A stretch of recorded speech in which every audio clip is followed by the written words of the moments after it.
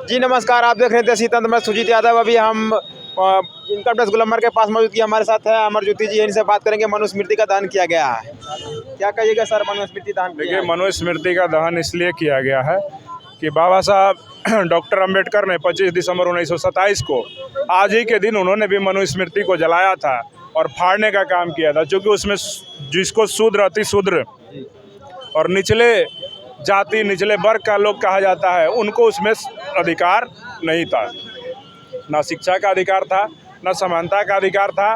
सिर्फ और सिर्फ उनका अधिकार था कि आपको दास बनना है, ब्राह्मणों की सेवा करना है, अपने से ऊपर वर्ण वालों को। और उसमें क्षत्रिय, शूद्र, वैश्य और तमाम लोगों के लिए जिस प्रकार से उनके कार्य बांटे गए थे, इसको देखते हुए महिलाओं के जिस प्रकार से उसमें अधिकारों का हनन किया गया था मनुस्मृति में, और उसी मनुस्मृति को बाबा साहब ने तब जलाया जब महाड़ में चौधार तालाब में जब दलित पानी पीने जाते थे तो उनको मारा जाता था, पीटा जाता, अपमान किया जाता था। और वह जिस तालाब में सूअर, भेड़, बकरी, जानवर, मुर्गा, मुर्गी पानी पीता था, वहाँ पे इंसान पानी नहीं पीता था। इसलिए उन्होंने मनुस्मृति में इस धर्म ग्रंथ को फाड़ा कि जब हमको पानी पीने का अधिकार नहीं है, समानता से जीने का अधिकार नहीं है, तो इस किताब का क्या महत्व है। तो इसलिए हम सब लोग बाबा साहब के स्मरण करते हुए इस किताब को आज दहन किए हैं। और हर साल मैं बता देता हूं कि भीम आर्मी के माध्यम से अगर इस देश में समानता नहीं आई और जातिवाद खत्म नहीं हुआ, महिलाओं के बराबर का हक नहीं मिला और उनको दोयम दर्जे का नागरिक समझने से जब तक रोक नहीं लगाया गया, तब तक हर साल इसी प्रकार से मनुस्मृति का दहन हम सब लोग करते रहेंगे। मनुस्मृति जो है आम पब्लिक नहीं समझ पा रहे हैं। आप समझ जा रहे हैं, लेकिन आम व्यक्ति कैसे समझ? देखिए, अब हमारे समाज के लोग पढ़े लिखे गए हैं। मनुस्मृति में जो श्लोक दलित विरोधी, पिछड़ा विरोधी, महिला विरोधी श्लोक है, उन श्लोकों का अब प्रचार प्रसार जोरों से हो रहा है। सोशल मीडिया का ज़माना है, तो सब लोग अब पढ़े लिखे गए हैं, उन श्लोकों का अर्थ समझते हैं कि महिलाओं को किस प्रकार अपमानित किया गया, शूद्रों अति शूद्रों को किस प्रकार अपमानित किया गया मनुस्मृति के माध्यम से। तो अब धीरे धीरे समाज जागरूक हो रहा है। अब इनके धर्म ग्रंथों को जिस प्रकार बाबा साहब ने पढ़ करके पोल पोटिक खोलने का काम किया, उसी प्रकार से अब समाज भी पढ़ेगा और इन धर्म ग्रंथों को जलाने का काम करेगा। यूपी में भी देखे 2 घटना घटी है दलित पे। एगो आत्महत्या कर लिया, एक आरोप पहले क्या किया, घोड़ी पर चढ़ा कर उसको मारा गया, पीटा गया। देखे ये सीधे तौर पे दिखा रहा है ना कि उत्तर प्रदेश में राम राज कहने वाले योगी जी हैं मुख्यमंत्री। अयोध्या में राम एक रहेंगे तो सेफ रहेंगे, तो पूछिए ना कहाँ सेफ है। दलित की बेटी दलित हिंदू नहीं है, दलित का बेटा हिंदू नहीं है, दलित का हत्या हो रहा है तो काहे नहीं गिरफ्तारी हो रहा है? दलित का ही क्यों हत्या हो रहा है? किसी ठाकुर का, किसी ब्राह्मण का हत्या क्यों नहीं हो रहा है? वहाँ पे जाति के नाम पे घोड़ी पे चढ़ने के लिए किसी को रोका जा रहा है तो सिर्फ दलित को रोका जा रहा है। किसी ठाकुर को आप सुने हैं कि घोड़ी पे चढ़ने के लिए रोक दिया गया? तो ये समस्या है। कब समानता आएगी? समानता तभी आएगी जब इस देश के शासन में बैठने वाले लोग संविधान के लिखे हुए जो तमाम आर्टिकल हैं उसको सच मायने में देश में लागू करने का काम करेंगे। और जब तक ये लोग अपनी काम चोरी करते रहेंगे और इस देश के सामंतवादी मनुवादियों के विचारधारा को बढ़ाने के लिए संविधान में सबके समानता का अधिकार वाला जो अधिकार है उसको रोकने का काम करेंगे, तब तक इस देश में समानता नहीं आ सकती है। और इस समानता लाने के लिए भीम आर्मी प्रयास कर रही है।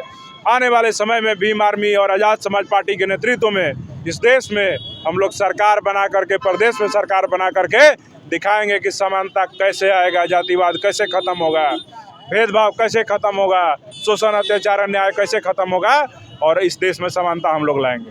कब लाइएगा? जब जिसका शपथ लिया जाता है संविधान का, वो बाबा साहब को अपमानित करने का काम करते हैं। देखिए, जिन्होंने भी शपथ लेकर के अपमानित करने का काम किया है, मैं उनको कह देता हूं कि बाबा साहब अम्बेडकर आपके भगवान और स्वर्ग से लाखों कोस दूर हैं और ऊपर हैं।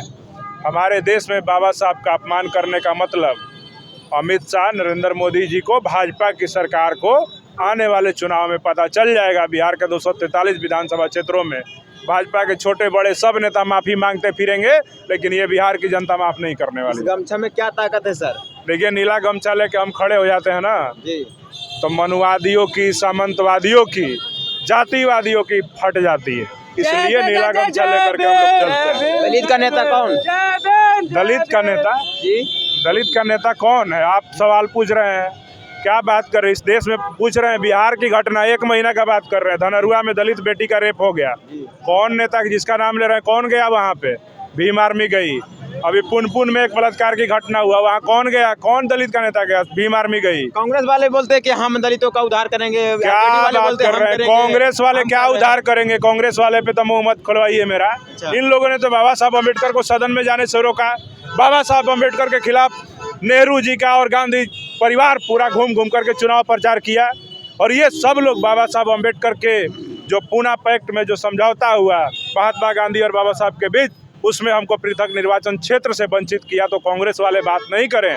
कुछ व्यक्ति का कहना है कि हो गए मांझी जी हो गए, चिराग जी हो गए, दलितों का शोषण करवा रहे हैं। मांझी जी और चिराग जी शोषण करवा मानना पड़ेगा ना भाई। सरकार में बैठे हैं, केंद्रीय मंत्री हैं, और बिहार में दलित की बेटी का बलात्कार हो जा रहा है और आपके मुंह से एक स्वर नहीं फूट रहा है, तो आपको शर्म आनी चाहिए। हमको तो लग रहा है कि आप लोग केंद्रीय मंत्री इसीलिए बने हैं कि दलितों का शोषण हो, अत्याचार हो, इनके ऊपर अन्याय हो, इनकी बेटियों का बलात्कार हो, इनके भाइयों की हत्या हो, और आप चुप्पी साधे रहे हैं। चिराग जी कभी बोलते हैं जय भीम, कभी जय श्री राम, क्या कहिएगा? देखिए, वो मोदी जी के हनुमान है, ठीक है, तो वो हनुमान जी पे भरोसा मत करिए। उनका पूंछ में हम लोग आग लगा दिए हैं, ठीक है। अब वो लंका नहीं जलाएंगे।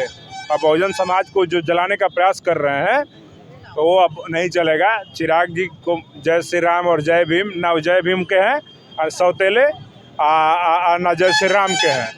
उनका नस्ल कुछ अलग ही है भैया, तो हम नहीं समझ पाते हैं। आखिरी सवाल एक और रहेगा, आपकी जो 2025 का चुनाव है, आरजेडी से गठबंधन की बात चल रही थी, क्या? देखिए, ये गठबंधन का जो बात है, हमारे पार्टी के राष्ट्रीय अध्यक्ष चंद्रशेखर आज़ाद जी इस पे कुछ भी कहने के लिए सक्षम है।